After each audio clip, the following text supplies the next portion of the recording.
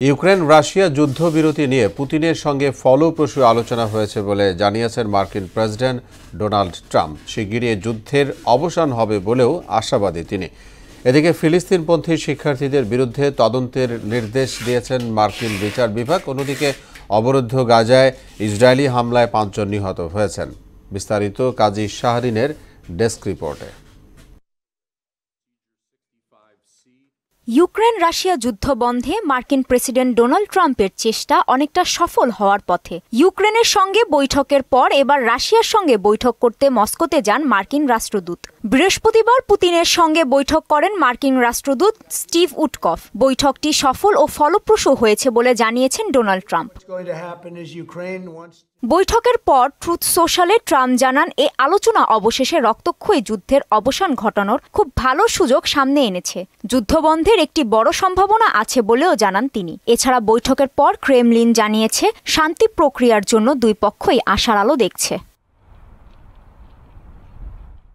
তবে ইউক্রেনের president Volodymyr জেলেনস্কির অভিযোগ, পুতিন যুদ্ধ চালিয়ে যাওয়ার জন্য ইচ্ছা করে আলোচনা ঝুলিয়ে রাখছেন। যুদ্ধবিরতির জন্য পুতিন আরও কঠিন শর্ত আরোপ করছেন বলেও জানান তিনি।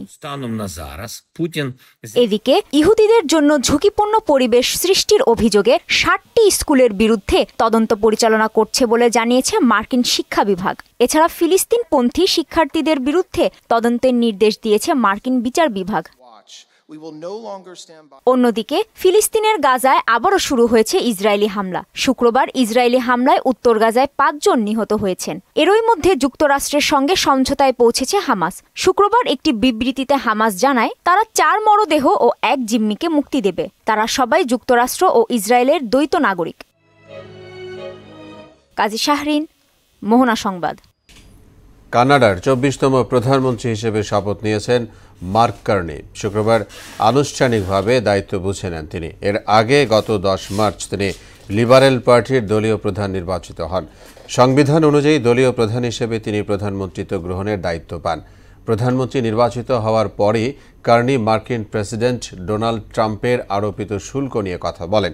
শপথ গ্রহণের পর কার্নি বলেন, কানাডা কখনোই যুক্তরাষ্ট্রের অংশ হবে না।